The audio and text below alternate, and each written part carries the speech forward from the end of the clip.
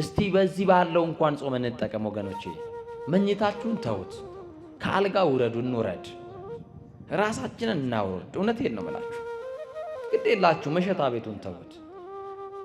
አዎ ጠጅ መጨለጡ ይቅር። ማርያምን ነው የምላችሁ። እስቲ ስለዚህችም ሀገር እናልቀስ። እስቲ በእኛ በደል ነውና እግዚአብሔር ሆይ ማራት፣ ታረቃት፣ ወደ ቀደመ ክብራችን መልሰን እንበል። እስቲ በአፍሪካ ነፃ የወጣች ሀገር ተብላ ዓለም የሚያውቃት ሀገር ዛሬ ግን ነፃነቷ ተገፍቶ ከቤት ወጥቶ መግባት የማንችልባት ሀገር ሆናለች። ወጥተን ምንገባባት ተኝተን የምናገኝባትን ቤት ሀገር እንዲሰጠን እንጸልይ ወገኖቼ። ይኸው አባቶቻችን ከመታረድ አባቶቻችን ከመገደል አልዳኑ። ማን ይጮህላቸው? ለመሞት እኮ ነው የገቡት። አዎ ሰማዕትነቱን እኮ ይፈልጉታል። አዎ መሳሪያ ያልታጠቁ በባታቸው የሚገደሉባት ሀገር ናት ኢትዮጵያ። አያችሁ። እና የእግዚአብሔር ልጆች ወደ እግዚአብሔር የምንመለስበት ሰዓት ይሁን። በቃ እንዲለን እግዚአብሔር ክርስቶስ ሲደርስልን ነው ከሰው ትከሻ የምንላቀቀው። መድኃኔ ዓለምን ስናገኝ ነው ከሰው የምንገላገለው። መቼ ነው ከሰው ትከሻ የምንወርደው የምትሉ፣ እሱን ስታገኙ፣ እሱ ሲደርስላችሁ፣ እሱ እስኪመጣ ድረስ ነው ማልቀሳችሁ። እሱ እስኪመጣ ድረስ ነው የሰው ፊት የሚጠብሳችሁ። እሱ እስኪመጣ ድረስ ነው ዛሬም እጃችሁ የምትለምኑት፣ ከሰውነት ተራ የተራቆታችሁት፣ ዘመድ የጠላችሁ፣ ጓደኛ የሸሻችሁ፣ ማጣት ከሰው ያራቃችሁ ብዙ ሰዎች አሉ። ተነሱና ተመላለሱ ይላል መድኃኔዓለም ሲመጣ፣ በስሙ ጉልበት ትፈታላችሁ። ከእንግዲህ ሰው አይሆንም አይደለም ይሉን።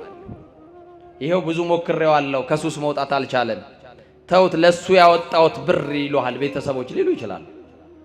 አይዞህ አንድ ቀን ማሰዋል ሰው ትሆናለህ። ሰው መሆን ብቻ አይደለም ለሌሎችም የምትተርፍ ያደርጋል እግዚአብሔር። ያንን ቀን ጠብቂ እህቴ።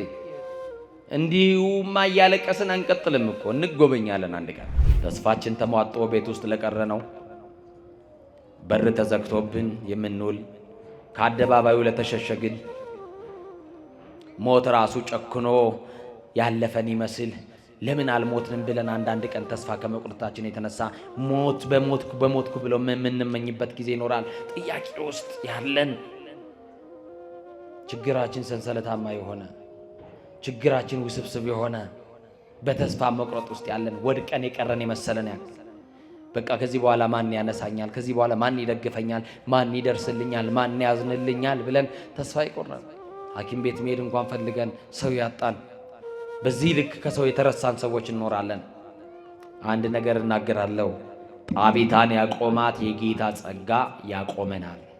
ሰሞኑን በማህበራዊ ሚዲያ እኔ ሞቼ ነበር፣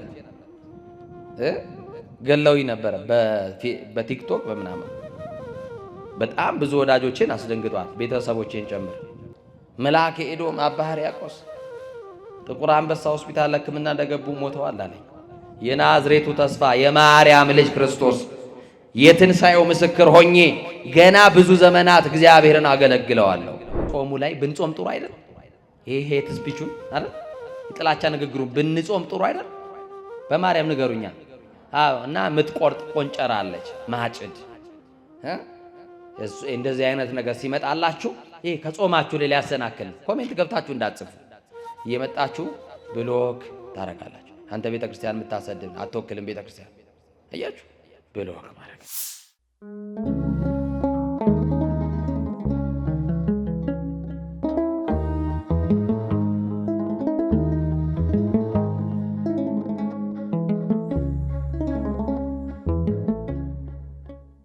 የምንነጋገርበት የትምህርታችን ርዕስ የምናደርገው በሐዋርያት ሥራ ምዕራፍ 9 ቁጥር 41 ላይ ያለውን መለኮታዊ ሐሳብና ቃል በማንሳት ይሆናል።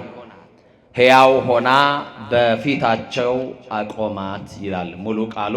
ለትምህርታችን ግን እንዳንተም ደግሞ እንዳትረሱት በከንፈራችሁ ጠርታችሁ በልባችሁ እንድትመዘግቡት ወደ ቤታችሁም ስትገቡ ደግሞ በቅዱሱ መጽሐፍ የተጻፈውን ደግሞ ለማስታወስ ያክል እንድታነቡ እንድትባረኩበት አብረን የትምህርታችንን ቃል አብረን እንጠራለን። በፊታቸው በሉ።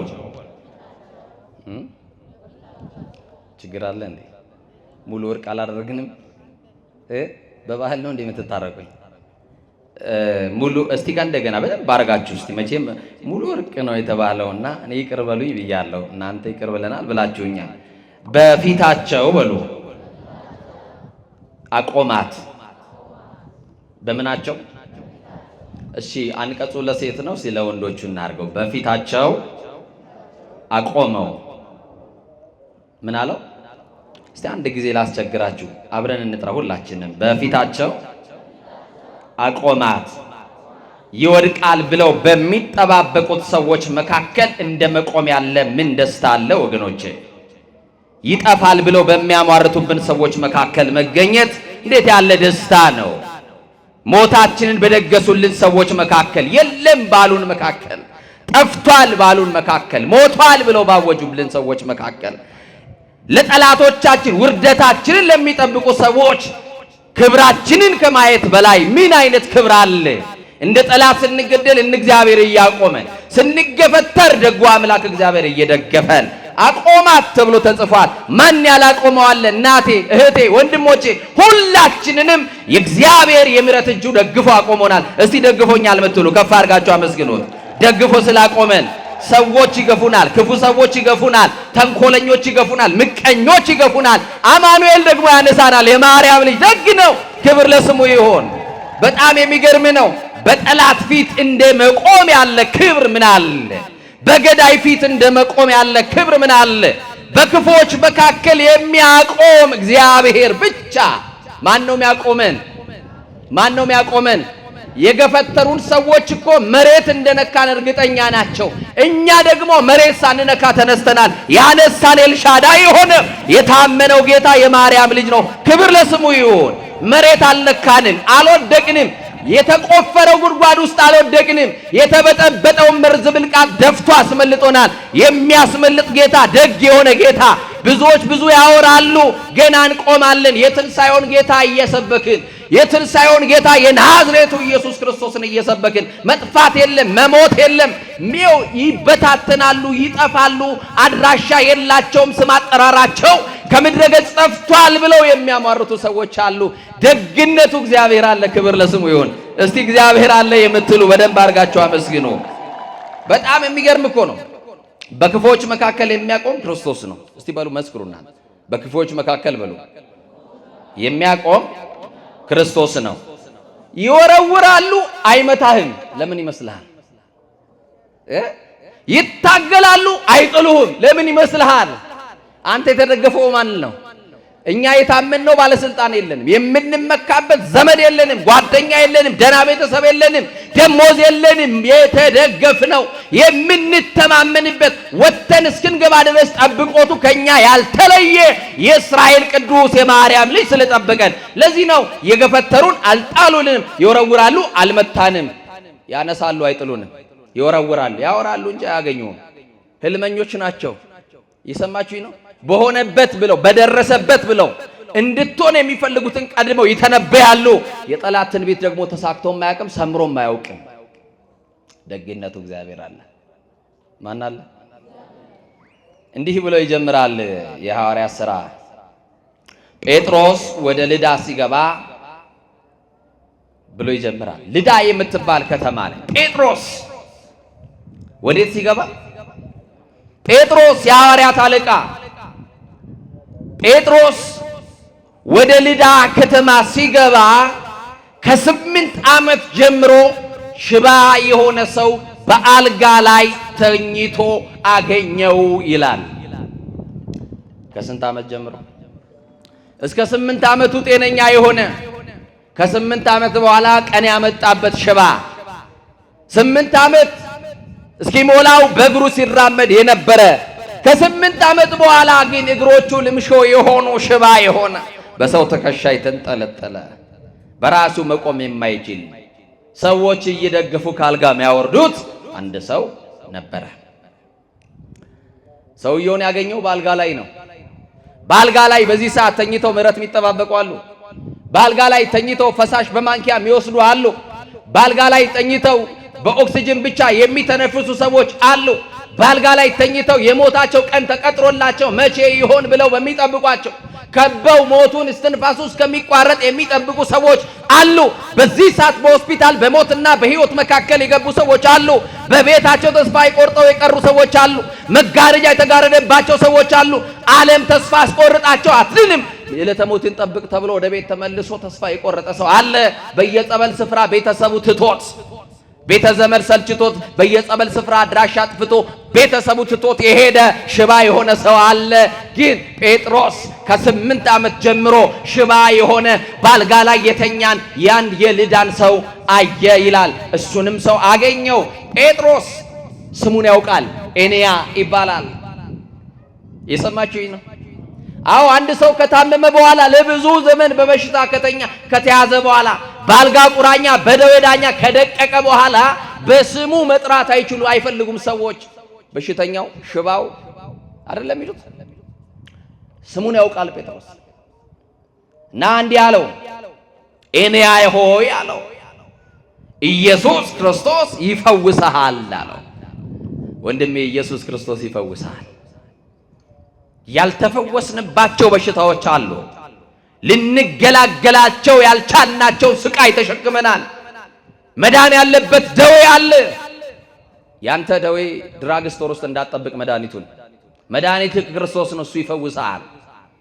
አንተ አልላቀቅ ያልከው ክፉ ልማድ ውስጥ መውጣት ያቃተ ነገር አለ። ከእግዚአብሔር ጋር እንደሚያጣላክ ተረድተኸዋል። አዎ፣ እንዴት ልውጣ እያልክ መውጣት እየፈለክ እየተሰበክ እያለቀስ ደግሞ መልሰህ ሳታውቀው እዛ አይነት መጥፎ ልምምድ ውስጥ ራሳችሁን የምታገኙ ፈውስ የምትፈልጉ የኃጢአት ልምምድ ውስጥ ያላችሁ ያለን እንኖራለን። እንዲህ ነው መልሱ፣ ኢየሱስ ክርስቶስ ይፈውሳችኋል። ኤንያ ሆይ ኢየሱስ ክርስቶስ ይፈውስሃል አለው። ጴጥሮስ ለምን እኔ እፈውስሃለሁ አላለው? ስልጣን አለው። ድውያን እንዲፈውስ ስልጣን አለው። ዕውር እንዲያበራ ስልጣን አለው። ሽባንን እንዲተረትር ስልጣን አለው። ለምጽ እንዲያነጻ። ጴጥሮስ ለምን እኔ እፈውስሃለሁ አላለውም? በእኛ ዘመን እንፈውሳለን የሚሉ ሰዎች፣ በእኛ ዘመን እናድናለን የሚሉ ሰዎችን ተመልከቷቸው። ክብሩን እየጠቀለሉ ለራሳቸው ነው የሚወስዱት።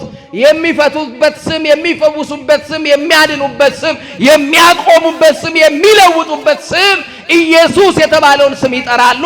ክብሩን ግን ለኢየሱስ አይሰጡም። ለራሳቸው ይታያሉ፣ ለራሳቸው ገንዘብ ያስከማቻሉ፣ ለራሳቸው ዕውቅናን ይወስዳሉ። ጴጥሮስ የሚያድነው ጌታ ካልተጠራማ ምንም አይነት ፈውስ የለም። ጴጥሮስ ከራሱ የተነሳ አይደለም፣ ከተቀበለው ስምና ጸጋ ከተቀበለው ክብር የተነሳ ነው የሚፈውሰው። በውስጣችን የተቀመጠ የእግዚአብሔር መንፈስ የእግዚአብሔር ጸጋ አለ። ያ ስም ሲጠራ ኃይል ያለው የሚፈታ ስም ነው። ኢየሱስ የተባለው ስም ሰውና እግዚአብሔር የታረቁበት፣ የጥል ግድግዳ የፈረሰበት፣ ሰው የቀደመ ክብሩን ያገኘበት ስም፣ ጠላት ዲያብሎስ የሚሸሽበት ስም፣ የሰው ልጆችን በደዌ አስሮ ያስጨነቀ ጠላት ከሰው ልጆች ከልባቸው ላይ የሚነቀልበት፣ ሰው እፎይ ብሎ የሚገላገልበት፣ ነፃ የሚወጣበት ስም እዚህ ምድር ላይ ከዚህ ስም ውጪ የለም።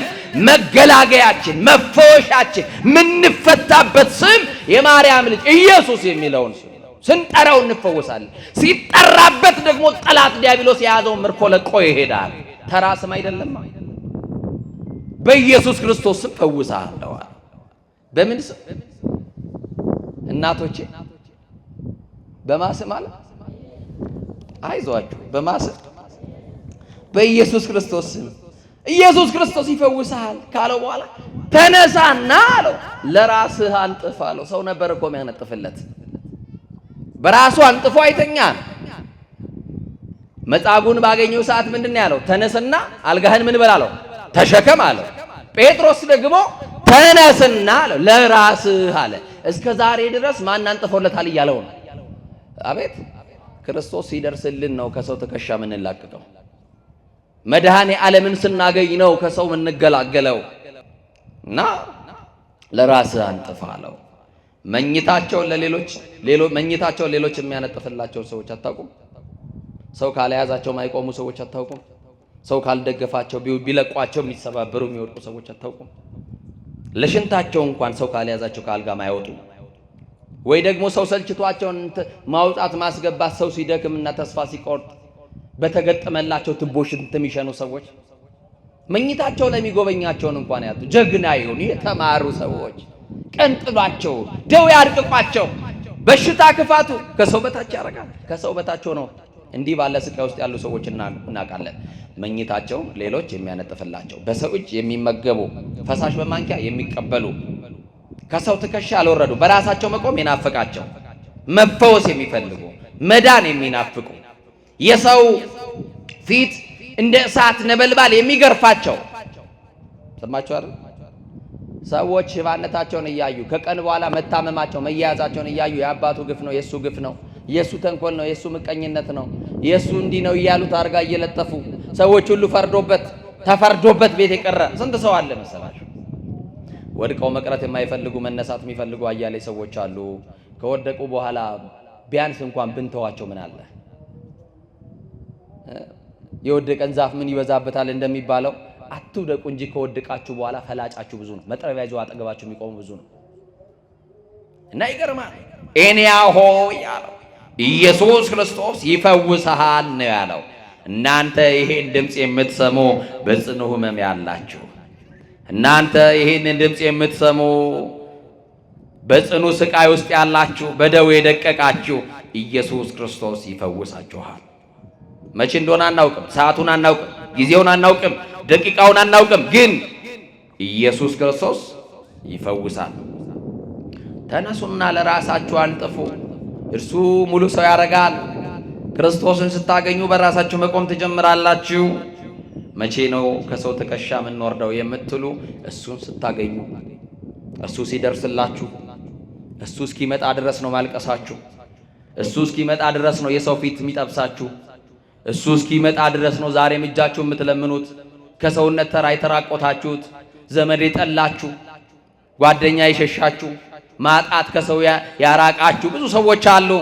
ተነሱና ተመላለሱ ይላል መድኃኔዓለም ሲመጣ። በስሙ ጉልበት ትፈታላችሁ።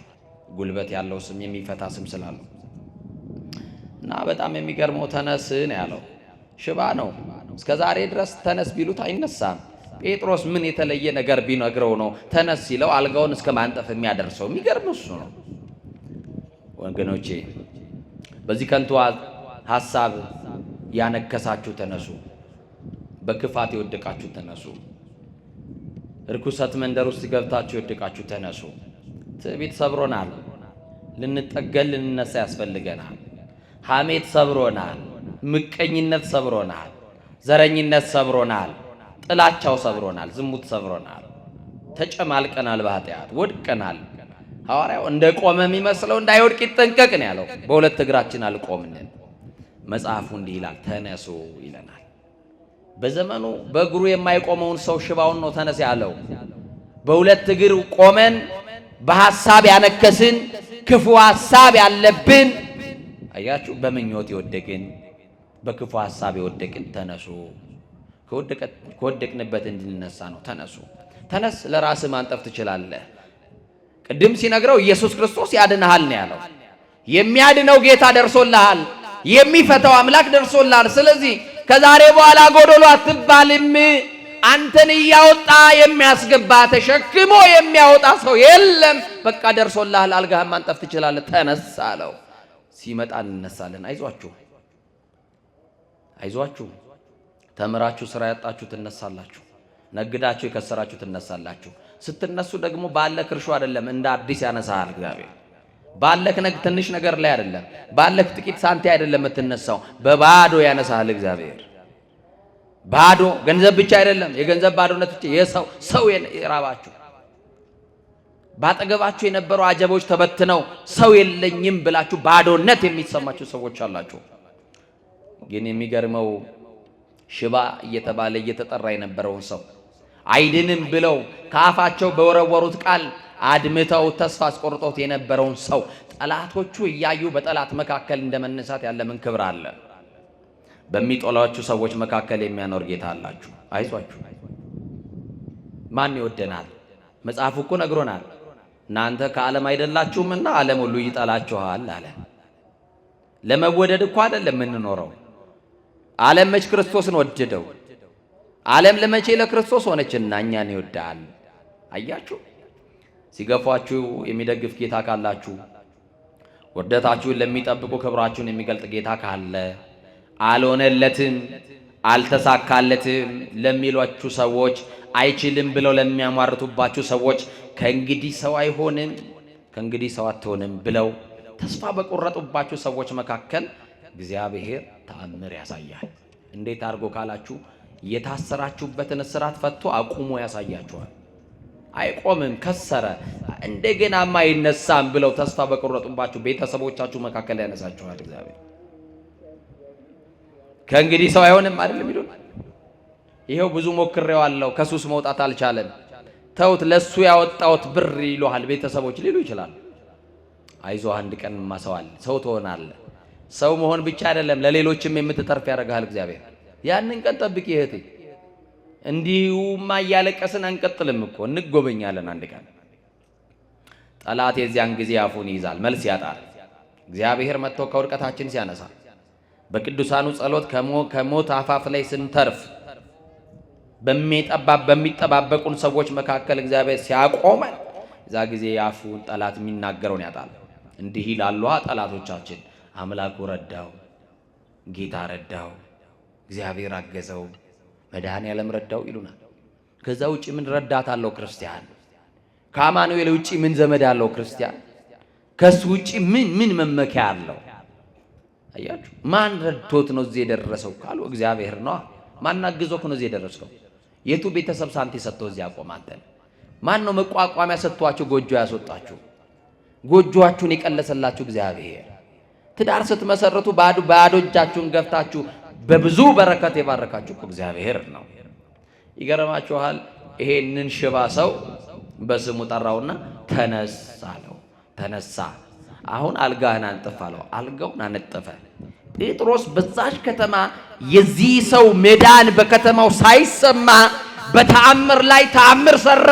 የሚፈታውን የናዝሬቱ ኢየሱስ ይልቁንም ከሙታን መካከል የተነሳውን እናንተ በበደላቸው የሰቀላችሁት ክርስቶስ ምንም አስነሽ ሳይፈልግ በራሱ ስልጣን ከሙታን መካከል የተነሳው የናዝሬቱ ተስፋ ኢየሱስ ክርስቶስ አዳኝ እንደሆነ ስሙ ተገልጧል። የሚሸፈን አይደለም።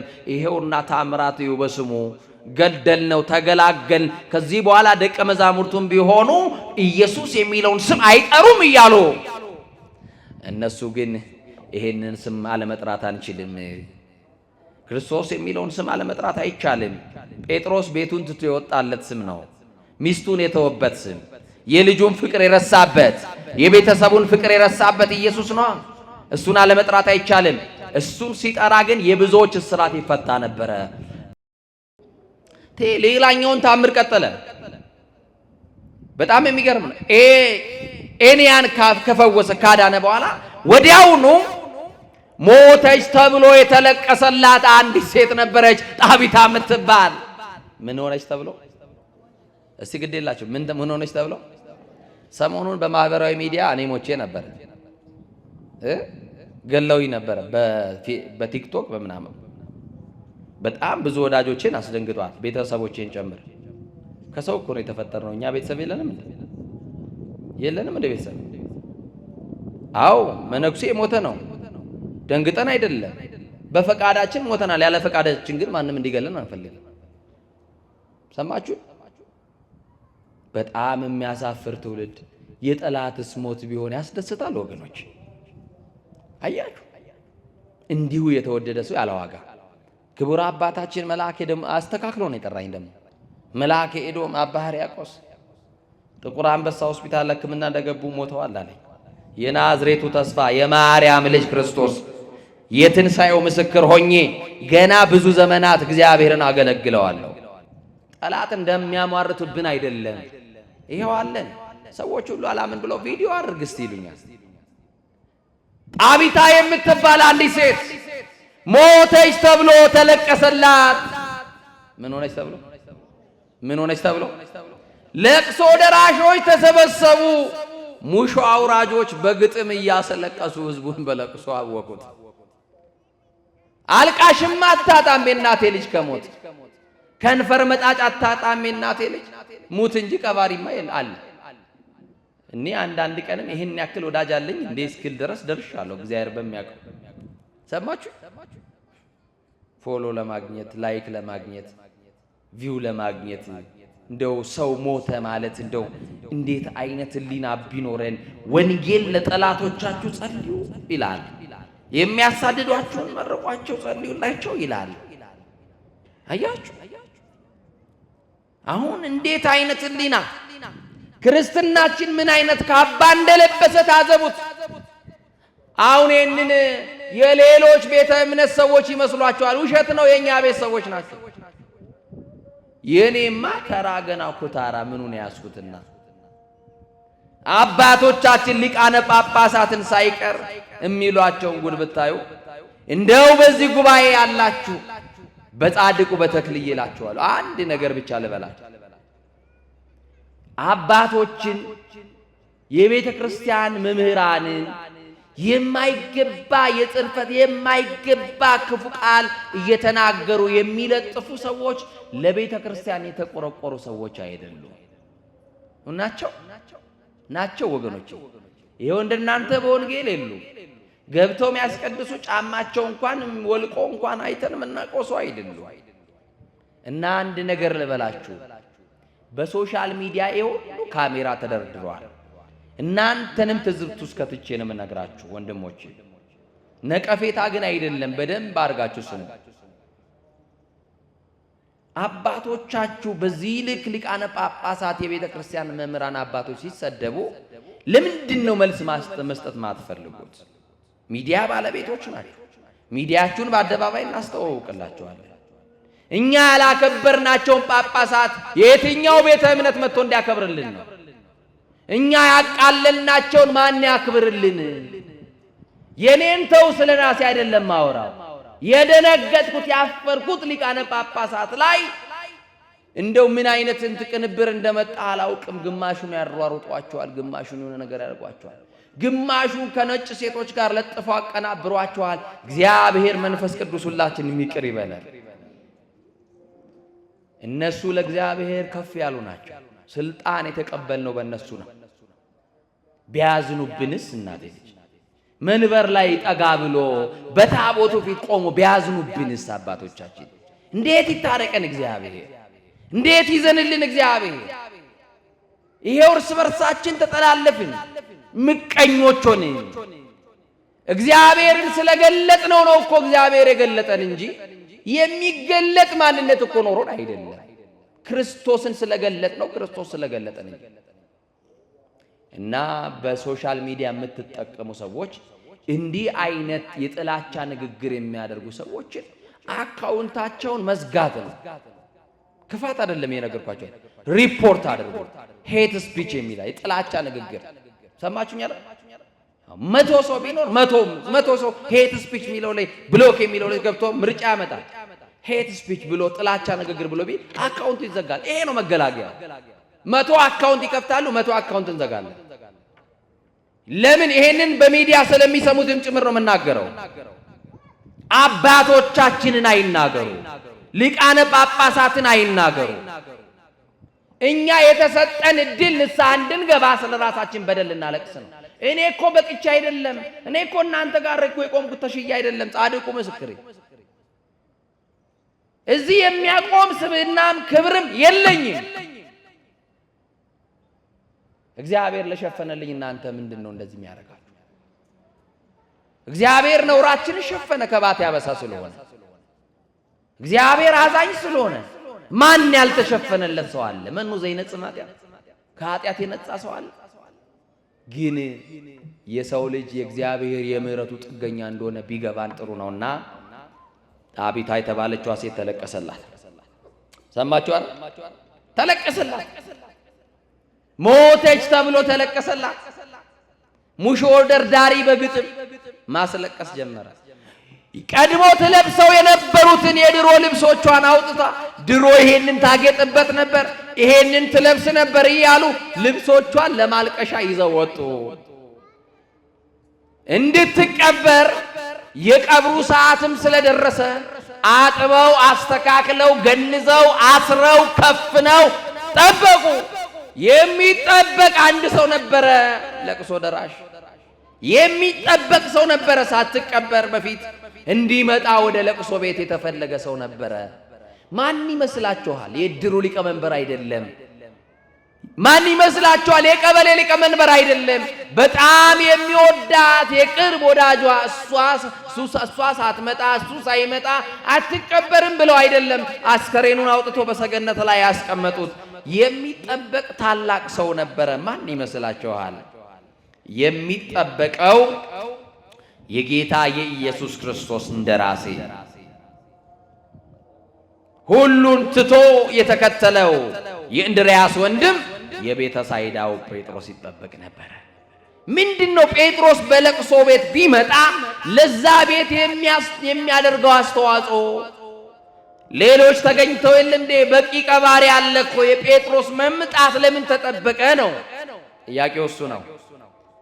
ቅዱሳን ወደ ሕይወታችን ቢመጡ ምንድነው? ይሄንን ከራሳችሁ ጋር ማመሳክሩ። ጴጥሮስ ይጠበቃል። ጴጥሮስ የቤተሰብ አባል አይደለም፣ የሥጋ ዘመድ አይደለም። አትቀበርም፣ ቆይ ይመጣል ተብሎ የጌታ አገልጋይ የክርስቶስ ባሪያ ቅዱስ ጴጥሮስ እየተጠበቀ ነበረ። የቤተ ሳይዳው ፊልጶስም ደረሰ፣ የቤተ ሳይዳው ጴጥሮስም ደረሰ።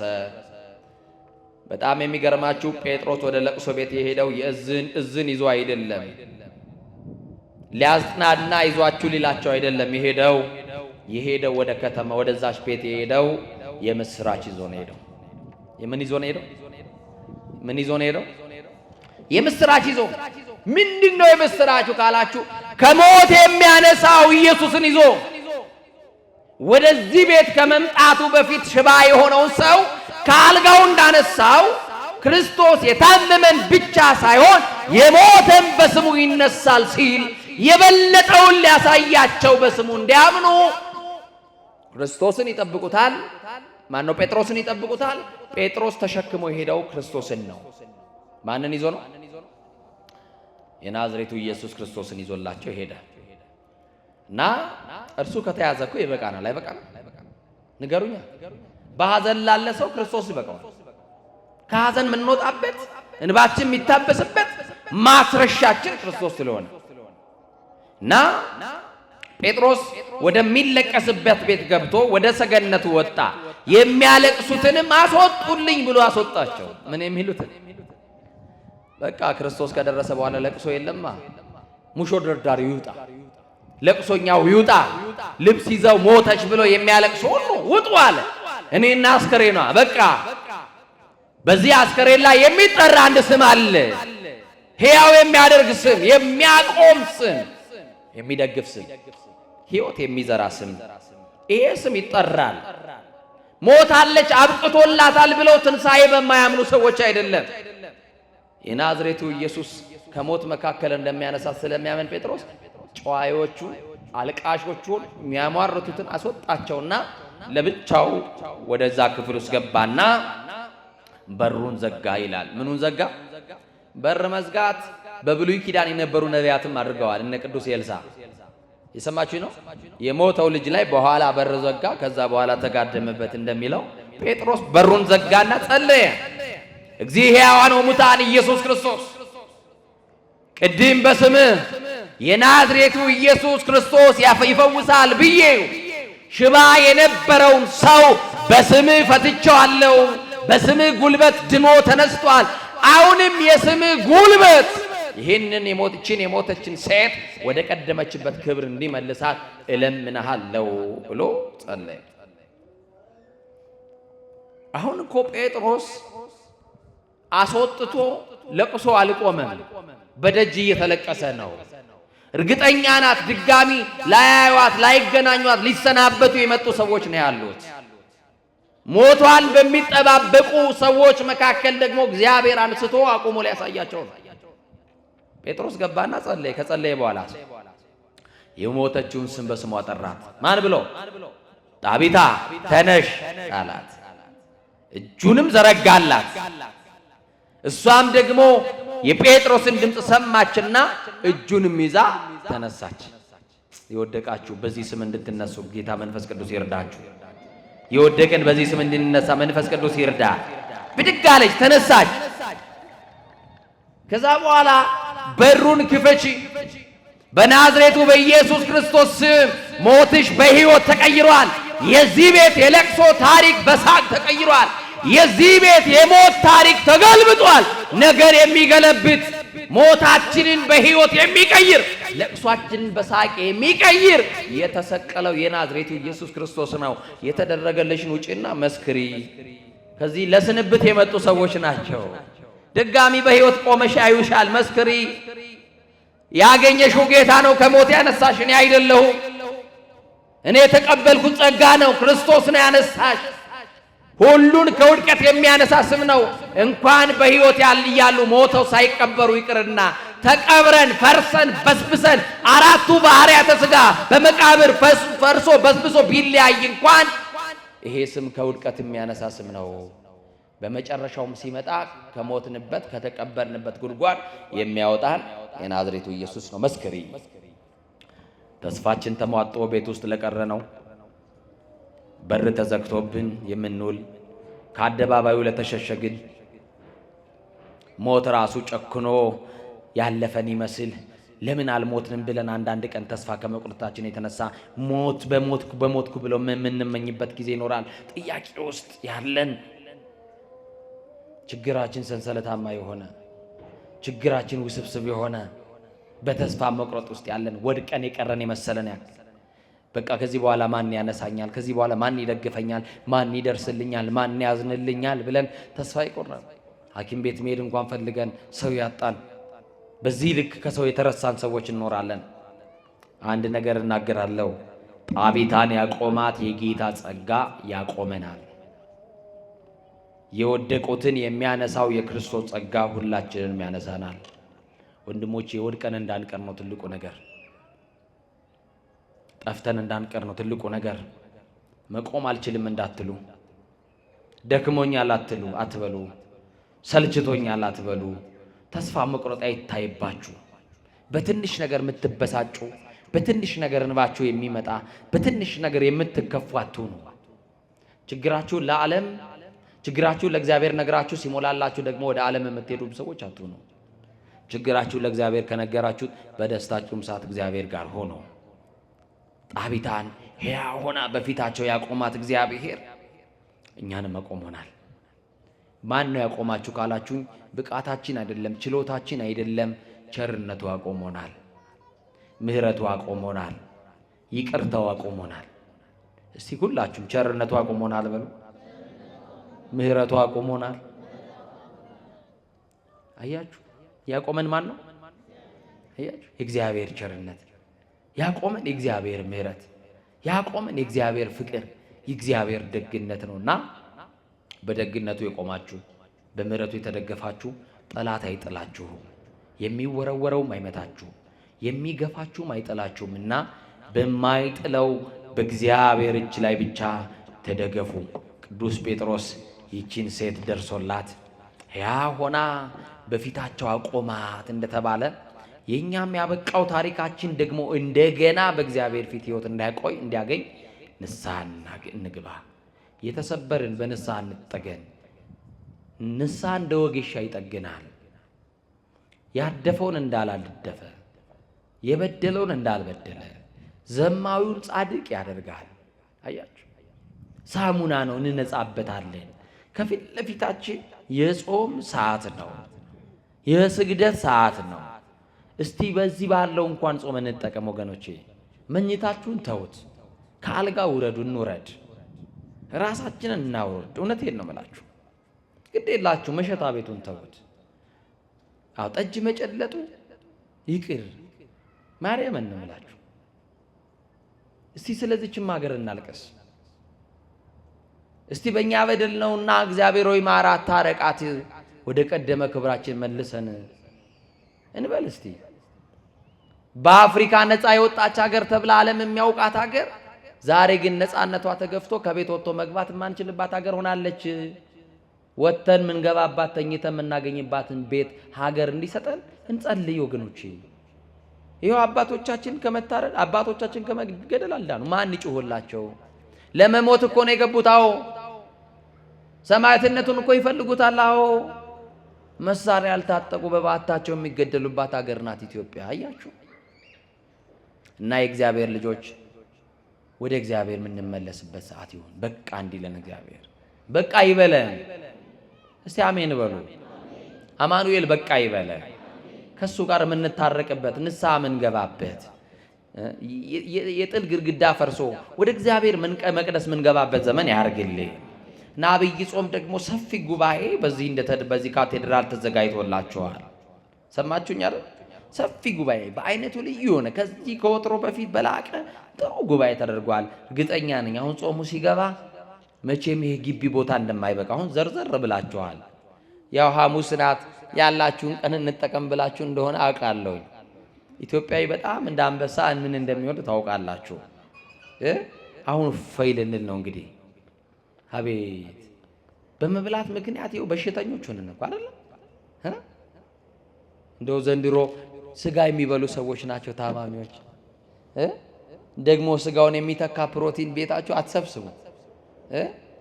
እሺ ያው ትንሿ ነገር ትበቃናለች። አዛኝቷል። የተራቡ በጣም እልፍ ሰዎች አሉ። ቀያቸውን ጥጠው ጎዳና የወደቁ ሰዎች አሉ። ጥጋብ አያዋጣ። አሁን ተንፈስ እንበልለት ለእግዚአብሔር ምሕረት እንለምን። ስለዚህ በዚህ በካቴድራሉ የሚደረጉ ጉባኤዎች ይኖራሉና ሌሎችንም እየቀሰቀሳችሁ ያልመጡ ወገኖቻችሁ እግዚአብሔር ይወዳችኋል፣ እግዚአብሔር እኮ ታስፈልጉታላችሁ፣ ይፈልጋችኋል እያላችሁ ወንድሞቻችሁን አምጧቸው፣ እህቶቻችሁን አምጧቸው። ይሄንን እንላለን። በተረፈ የእግዚአብሔር ጸጋ ደግፎን ደግሞ እንደዚህ ለመታየት ስለበቃን ብዙዎቻችሁ ከዚህ የጻፋችሁልኝ ሰዎች ስለነበራችሁ ምንድነው የሰማነው ላላችሁ እንግዲህ ምንም አልናገርም። እንግዲህ ቆሜ እያያችሁ ነው። መቼም ነክታችሁ ይሁኝ አልልም። አለው አይደል? አለው አይደል? ማንን ይዘን ያለ ነው? ማስላለን አለን። ማስላለን ጠላትን ስላለማ ሞተን እኮ ይኸውና፣ ይኸው ተገደልን እኮ ውድቀታችንን የሚፈልጉ እሱ ስላለ አለንና አይዟችሁ አትደንግጡ ለማለት ያክል ነውና የእመቤቴ ጸሎት የት ሄዶ? የተክልዬ ጸሎት የት ሄዶ? አያችሁ ሞት ለኛ አዲስ ነገር አይደለም። ተስካሬን ጨርሻለሁ። ተስካሬ ወጥቷል። ነፍሲ ማር ተብያለሁ። ከዚህ በኋላ እኮ የሚጠብቀኝ ቀብር ነው። ተንቀሳቃሽ ሬሶች እኮ ነኝ። አያችሁ። ስለዚህ ለቀጣዩ ግን ጾሙ ላይ ብንጾም ጥሩ አይደል? ይሄ ሄት ስፒቹን አይደል? የጥላቻ ንግግሩን ብንጾም ጥሩ አይደል? በማርያም ንገሩኛ። አዎ። እና ምትቆርጥ ቆንጨራ አለች ማጭድ እንደዚህ አይነት ነገር ሲመጣላችሁ ይሄ ከጾማችሁ ላይ ሊያሰናክል ኮሜንት ገብታችሁ እንዳትጽፉ እየመጣችሁ ብሎክ ታረጋላችሁ። አንተ ቤተክርስቲያን የምታሰድብ አትወክልም ቤተክርስቲያን። አያችሁ ብሎክ ማለት ነው። ችግር ቢኖር እንኳን ተንበርክኮ መጸለይ ነው እንጂ መሰዳደቡ ያዋጣል። አዛኛ ነገሩኛ በማርያም ሰድቦ ለሰዳቢ እየሰጠን ቤተክርስቲያናችንን ገመኗን አደባባይ እያሰጣን እግዚአብሔር በእኛ የሚደሰት የመሰለን ሰዎች ተሳስተናል። እንመለስ ወደ ቀልባችን። አባቶቻችን አሳዝነናል። የጥላቻ ንግግር በአባቶች ላይ የጻፋችሁ ያራገባችሁ ሊቃነ ጳጳሳትን ጭምር ስትሳደቡ የነበራችሁ ሼር ያደረጋችሁ የተባበራችሁ ሰዎች ንስሐ ግቡ ላለው ሁላችንም ንስሐችን እግዚአብሔር ይቀበልልን። በደላችንን አማኑኤል ይደምስስልን። ይቆየን።